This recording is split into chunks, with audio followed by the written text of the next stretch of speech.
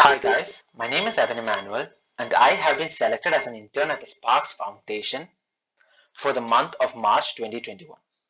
As part of our internship, the first task was prediction using supervised machine learning. Now in this particular task, we are predicting the percentage of a student based on the number of hours he or she spent in studying. So initially what we're going to do is we'll be importing the relevant dependencies or the packages. So we have, for data manipulation, we have imported numpys and pandas. For visualization, matplotlib. The machine learning package that we are going to use is linear regression. We'll be applying linear regression. Now, I think all of you know the formula for linear regression, or the way linear regression is written. It's y equal to beta naught plus beta 1 x. Now, why is it called linear regression? It's called linear regression mainly because of the power of the beta values, regression coefficient. That is beta 1 value. Okay, so for that we'll be using linear regression. We'll be using metrics. So the main metrics that I'm concentrating here is the R square value. Now R square value is very important. We'll look into it, what it represents, what it gives us. I've also selected the train test split package. Now that basically splits our data into a training set and the testing set. Now the next step, what we're going to do is we are going to load our required data set. Now we have been given the URL, and for that, with that we'll be using the pandas read CSV function to read the URL and then display our data. Now here we can see that the head function gives us the first 5 rows. So using that we can see there are only two features. I mean one feature and one label, 2 columns. So the number of hours spent and the marks obtained. Thus here I have also shown the dimensionality or the size of the data set. There are 25 rows and 2 columns. Now before we start building a machine learning model, I'll be splitting our data into independent and dependent variables.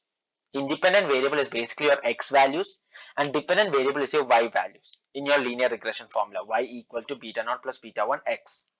There.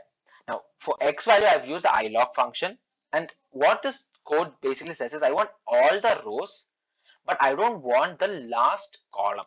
Like I want all the columns that is before the last column. -1 is for the last column. Now y value, what I've shown is I want all the rows, and I want the last column. Since there are only 2 columns here, I've given the index as 1. Otherwise you can also give it as -1.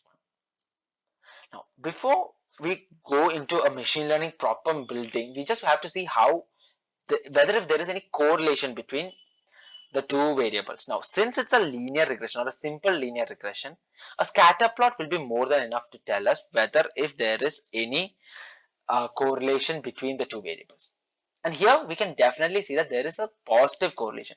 As you can see guys, there's a straight line passing through. Like all the dots somewhat fall in a straight line or follow a straight path. So we say that there is a positive relationship between the hours spent on studying and the scores or the marks obtained. We will next be going to split. Next we'll be going into splitting our dataset into train and test. So this is our function code. We'll be using xtrain, xtest, ytrain and ytest, 4 variables. Then we'll be assigning train test bed. Now here the test size I've given as 30%. Train size is 70 in that case. A random state is any value. You can give it as 0, 100, 42. That is up to you. Now we come for the model. Like I said, we're going for linear regression. So first we are creating the creating and training the model. So this dot fit, linear is for creating the model, linear regression, and the dot fit is for training the model data. So we are training it with the training data set. Now in this way the model or the algorithm will understand what we are trying to do or what we are trying to predict.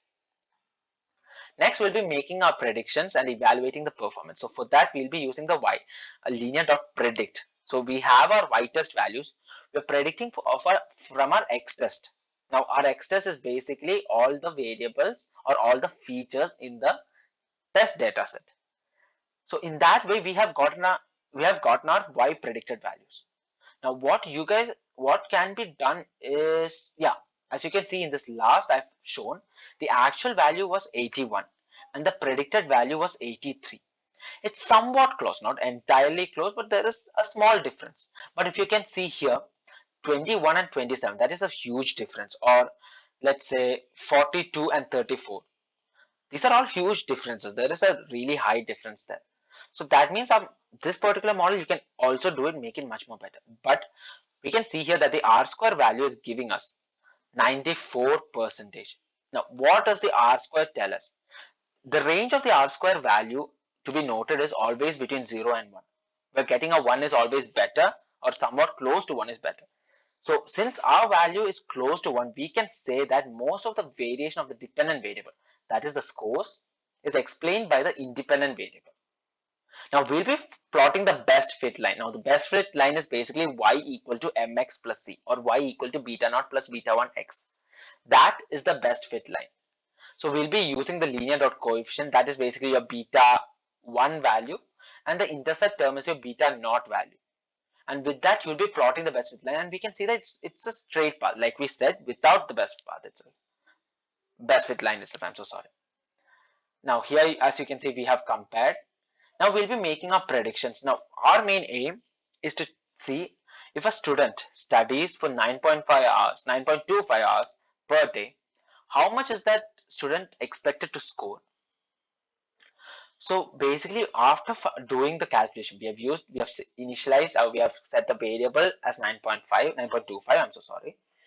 We have predicted the hours, and then we have printed it, and we found that the number of hours studies is 9.5, and the predicted score, he is bound to get 92.6, which is approximately close to 93%. He's going to get. Now, that can be a good thing, that can also not be a good thing, depends on the student. So that's all, guys. That's all what I have done for this task. Thank you.